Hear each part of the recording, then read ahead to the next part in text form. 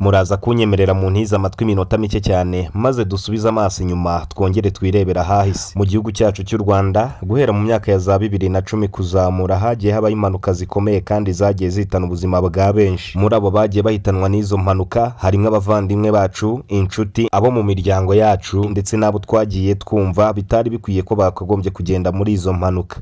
Buri munsi hirya no hino twumva haba impanuka uko bwije n'uko bukeye, ariko hakabaho igihe habayeho impanuka iziteye ubwoba kandi igahitana ubuzima bw'abantu benshi, bityo iyo mpanuka ikaba itakigera iva mu bitekerezo by'abantu bitewe n'abantu yahitanye ndetse n'uburyo yabayemo. Kubaho kw'impanuka bari ibihe by'agahinda, ibihe by'icuraburindi, ibihe by'imiborogo ndetse n'igihombo ku muryango ndetse n'igihugu muri rusange. Hari benshi muri twe twagiye tuburira abacu mu mpanuka, yaba inshuti zacu ndetse n'abo mu miryango, abo tuvukana, yewe abandi muri twe batahuye n'ibyago byo kuba bapfusha umuntu mu mpanuka runaka yabaye. Hari impanuka zimwe na zimwe twagiye twumva zabaye mu gihugu cyacu cy'u Rwanda hirya no hino maze zigahitana ubuzima bw'abantu benshi, kandi izo mpanuka zikaba mu buryo bukomeye cyane kandi buteye ubwoba. Gusa nubwo tunyura muri ibi bihe buri munsi, Zaburi 147 ku murongo wa 3 haranditse hati: akiza abafite imitima imenetse, apfuka inguma z'imibabaro yabo. Nta mpamvu rero yo guhorana n'agahinda nubwo duhora duhura n'ibibazo bikatuzengereza. Nta mpamvu rero yo guherana n'agahinda nubwo ubuzima tubamwo buri munsi duhora duhura n'ibibazo byinshi bitandukanye. Aka kanya ngiye kubagezaho impanuka zabayeho zigatwara ubuzima bw'abantu benshi mu gihugu cy'u Rwanda uhereye mu mwaka w'ibihumbi 2014 kuzamura kugeza ubu mwaka w'ibihumbi 2026. Ku itariki ya 7 Nyakanga mu mwaka w'ibihumbi 2014 ni umunsi utazigera wibagirana mu mitima y'abaturarwanda bose kubw'impanuka yabaye mu karere ka Gatsibo mu murenge wa Kiziguro. Iyi mpanuka ikaza guhitana ubuzima bw'abantu batari bake. Iyi nkuru yashegeshe imitima y'abantu batari bake. Ahari mu mwaka w'ibihumbi 2014 ku itariki 7 Nyakanga hari saa moya za mu gitondo bw'imodoka ya Coaster yavaga mu karere ka Gatsibo yerekeza mu mujyi wa Kigali maze ikaza kugongana n'imodoka ya taxi cyangwa se minibus. Iyi nayo yavaga mu mujyi wa Kigali yerekeza mu karere ka Gatsibo, igeze mu murenge wa Kiziguro iza kugongana bikomeye cyane n'imodoka yo mu bwoko bwa Coaster yari itwaye abagenzi ari iri kwerekeza mu mujyi wa Kigali. Izi modoka zose zikangirika cyane ku buryo bukomeye, abagera kuri 15 bagahita bahasiga ubuzima ku ikubitiro, n'abagera kuri 24 bose bagahita bakomereka. Abari baraha icyo gihe iyo mpanuka ikimara kuba muri uyu mwaka w'ibihumbi 2014 batanze amakuru ko ari umushoferi wari ushatse gukwepa imbwa yari igiye mu muhanda, maze nyuma yo kuyikwepa akaza gukubitana n'indi modoka yaturukaga mu mujyi wa Kigali aho yari ari kwerekeza. Abandi batangaje ko ari umushoferi wari utwaye Coaster wari uri kuvugira kuri telefone, maze bikaza kumunanira gukontorora imodoka, niko kwisanga yageze mu kindi gice cy'umuhanda. Imodoka yari atwaye ikubitana n'indi yavaga mu mujyi wa Kigali, ariko guhita zose zirenga umuhanda maze zigakomereka ku buryo bukomeye. Abagenzi bari bari muri izo modoka bahita basiga ubuzima. Abagera kuri 3 bonyine nibo babashije kuva muri iyi mpanuka ari bazima nta kibazo bafite, naho abandi bagera kuri 15 bahise basiga ubuzima muri ako kanya. Abandi benshi barakomereka. Kajugujugu yesi ituruka mu mujyi wa Kigali icyo gihe iza gutabara byihuse abakomeretse bajyana mu mujyi wa Kigali kubavura mu bitaro byitiriwe Umwami Faisal, abandi babajyana ku bitaro bya gisirikare Kanombe, nubwo kubakura muri izi modoka aho bari bangirikiye byagoranye cyane. Iyi niyo mpanuka yabaye ikomeye cyane mu mwaka w'ibihumbi 2014. Naho ku itariki ya 10 Ukwakira mu mwaka w'ibihumbi 2016, uyu mwaka nawo ni umwaka wabayemo impanuka ikomeye cyane. Iyi mpanuka itazigera iva mu mitima y'abantu ndetse no mu bitekerezo byabo bitewe n'uko iyi mpanuka yabaye ikaza guhitana ubuzima bw'abantu batari bake. Iyi mpanuka nayo yari imodoka yo mu bwoko bwa Coaster, imodoka yatwaraga abagenzi yo muri kompani ya Horizon, aho imodoka yavuga mu ntara y'Amajyepfo mu karere ka Nyanza yerekeza mu mujyi wa Kigali. Igeze mu murenge wa Musambira yaje kugongana n'ikamyo yo muri Tanzania yari itwaye ibintu byinshi, bivuga ko ikamyo yaje gucika feri maze ikaza kuryamira iyi modoka ya Coaster yari itwaye abantu. Icyo gihe impanuka ikimara kuba 11 mu bantu bari bari muri iyi modoka bahise bahasiga ubuzima, abandi benshi barakomereka. Iyi nayo ni impanuka yabaye iteye ubwoba kandi ikomeye mu gihugu cy'u Rwanda. Mu by'ukuri yahitanye umubare w'abantu benshi. Indi mpanuka yabayeho mu Rwanda iteye ubwoba kandi yaje gutwara ubuzima bw'abantu benshi ni impanuka yabaye ku itariki ya 5 Gicurasi mu mwaka w'ibihumbi 2017, ubwo imodoka ya Coaster itwara abagenzi yatwaraga kompani ya Safari yavaga mu karere ka Musanze yerekeza mu mujyi wa Kigali. Igeze mu kagari ka Kanyinya mu murenge wa Shyorongi mu karere ka Nyarugenge, iyi modoka yari ku muvuduko mwinshi maze iza kugongana bikomeye cyane na Toyota Hilux yazamukaga yerekeza mu mu karere ka Musanze, maze iyi kwasiteri iza guhita irenga umuhanda irahirima mu mpanga, nubwo yaje gufatwa n'ibiti ariko yageze hepfo 14 bamaze kuhasiga ubuzima. Icyo gihe impanuka ikimara kuba, polisi ndetse n'izindi nzego zibishinzwe byahise bitabarira hafi, maze biba ngombwa ko baza gukuramo abahise bapfira muri iyo mpanuka ikimara kuba. Abakomeretse nabo babakuramo babihutana kwa muganga, nubwo byaje kugorana kubakuramo, byaje kuba ngombwa ko basi imodoka kugira ngo babashe gukuramo abari bakomeretse ndetse n'abari bamaze gupfira muri iyi mpanuka. Icyo gihe impanuka yahitanye abagore bagera kuri 5, abagabo 7 ndetse n'abana bato 2.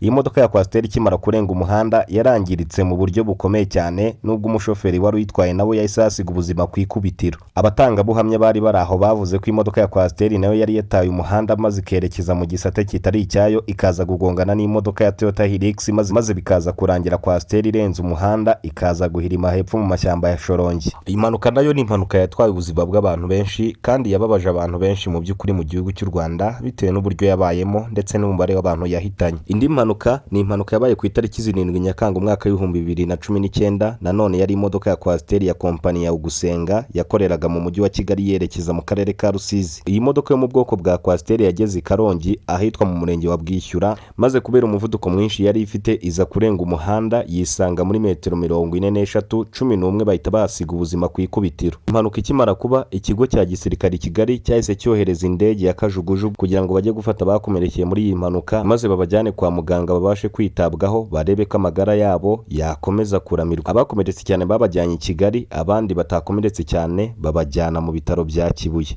Iyi mpanuka nayo mu by'ukuri ni impanuka yatwaye ubuzima bw'abantu benshi kandi ni impanuka itazava mu mitwe y'abantu. Indi mpanuka mu by'ukuri iteye ubwoba kandi yahitanye ubuzima bw'abantu benshi yabayeho mu gihugu cy'u Rwanda, ni impanuka yabaye ku itariki ya 2 Gashyantare umwaka w'2020, ubwo imodoka yari yikoreye ibiti iva mu mujyi wa Kigali yerekeza mu karere ka Muhanga, maze ikaza kugwira izindi modoka. Abagera kuri 7 ku ikubitiro bahise basiga ubuzima icyo gihe, naho abandi barenga 10 bahita bakomereka ku buryo bukomeye. Indi mpanuka yabayeho mu gihugu cy'u Rwanda iteye ubwoba kandi yashenguye imitima y'abantu batari bake. Iyi mpanuka yo ntabwo izigera iva mu mitima y'abantu kugeza magingo ya benshi bababajwe n'impanuka yabaye mu mujyi wa Kigali ahazwi nko ku Kinamba, ubwo imodoka yo mu bwoko bwa hoho yari igeze ku Kinamba maze ikaza kurenga umuhanda ikisanga yaguye munsi y'iki kiraro, ikaza guhitana ubuzima bw'abantu bagera kuri 6, harimo n'umushoferi wari uyitwaye. Ariko icyababaje abantu kandi kigashengura imitima y'abantu batari bake ni ukuntu iyi mpanuka yahitanye ubuzima bw'abana 3 bose bava mu ndimwe. Aba bana iyi modoka yo mu bwoko bwa hoho yahitanye, umwe yitwaga Sikubwabo Frit Joseph,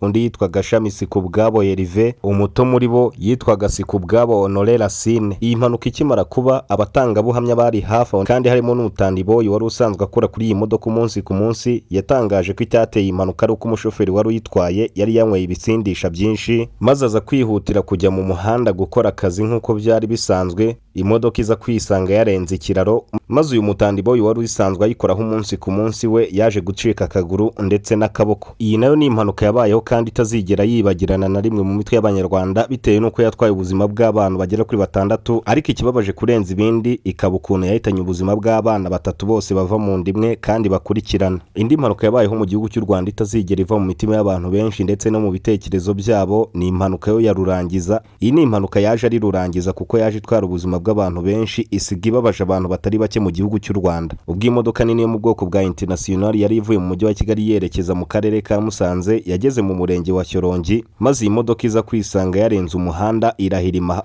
igera muri metero 800 epfo mu kabande, maze iza guhitana ubuzima bw'abantu barenga 20 ku ikubitiro. Akaba ari nayo mpanuka yabayeho mu gihugu cy'u Rwanda yahitanye ubuzima bw'abantu benshi. Iyi ni impanuka mu by'ukuri yabaye ku buryo butunguranye, mu gihe imitima y'abanyarwanda yasigaranye agahinda ndetse n'intimba nyinshi ku mutima, bitewe n'uko abantu benshi baguye muri iyi mpanuka. Byabaye ku buryo butunguranye bigasiga bibabaje abantu batari bake mu gihugu cy'u Rwanda. Iyi mpanuka nta na rimwe izigera iva mu bitekerezo by'abantu. Byari amarira menshi n'imiborogo ubwo bari bari gukuramo imirambo ndetse n'abantu bakomerekeye muri iyi mpanuka kugira ngo bajyanwe kwa muganga. Ariko icyababaje abarokotse iyi mpanuka ni ukuntu abantu benshi bihutiye kujya gusahura ibyari bitwaye muri iyi modoka aho kujya gukiza amagara y'abari bakomerekeye cyane muri iyi mpanuka. Mbere y'uko dusoza inkuru yacu, ndagira ngo munyemerere gato mumbwire muri komenti uretse impanuka yabereye mu karere ka Rubavu twese tuzi iherutse guhitana ubuzima bw'abantu benshi bo mu muryango umwe ubwo bari bavuye gusenga ku munsi wa gatandatu w'isabato bakaza gukubitana n'ikamyo yavaga mu mujyi wa Kigali maze ikaza kubagonga bose bakasiga ubuzima. Ni iyihe mpanuka yindi waba uzi yabayeho mu mateka y'u Rwanda yaba yarasize yangije byinshi kandi igatwara ubuzima bw'abantu benshi? Amarembo arafunguye muri comment kandi dukomeza kwihanganisha imiryango y'abagiye baburira ababo muri izi mpanuka zose zabaye.